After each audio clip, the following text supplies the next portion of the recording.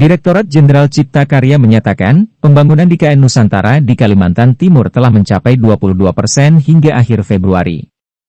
Kita telah membangun istana dan kemudian juga membangun kantor Kemenko.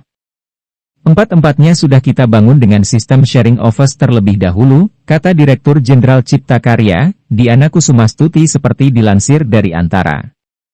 Dia menjelaskan, jalan penghubung, jalan provinsi, maupun jalan distrik, juga diklaim telah dibuat. Mantan Direktur Bina Penataan Bangunan PUPR tersebut menambahkan, fasilitas pokok, layaknya penyediaan air, bendungan, serta pengadaan kawasan pembuangan akhir sampah, juga telah disediakan. Saat ini, menurut dia, proses pembangunan masuk pada tahap pengadaan jalan tol. Pembuatan jalan bebas hambatan itu ditujukan untuk mempersingkat waktu perjalanan dari Balikpapan menuju IKN Nusantara, yang kelak bisa ditempuh hanya dalam waktu 30 menit.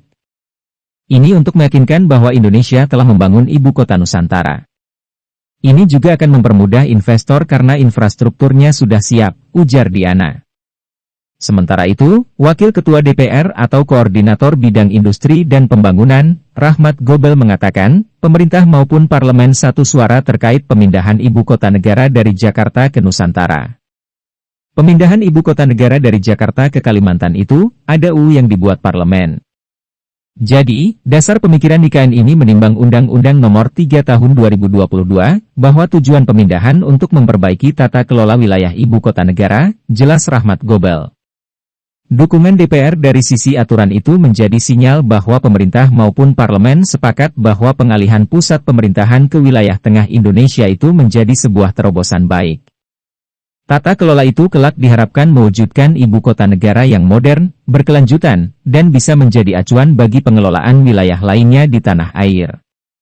Pengusaha asal Gorontalo itu menambahkan, pemangku kepentingan turut belajar dari pengalaman pandemi 2020.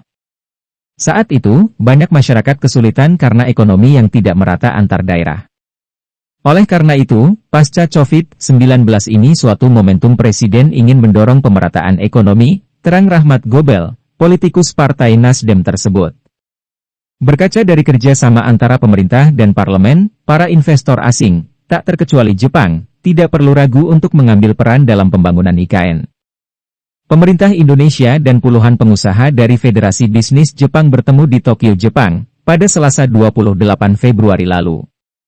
Rahmat yang menjadi inisiator acara dialog bisnis tersebut hadir mewakili Parlemen Indonesia, didampingi sejumlah anggota DPR.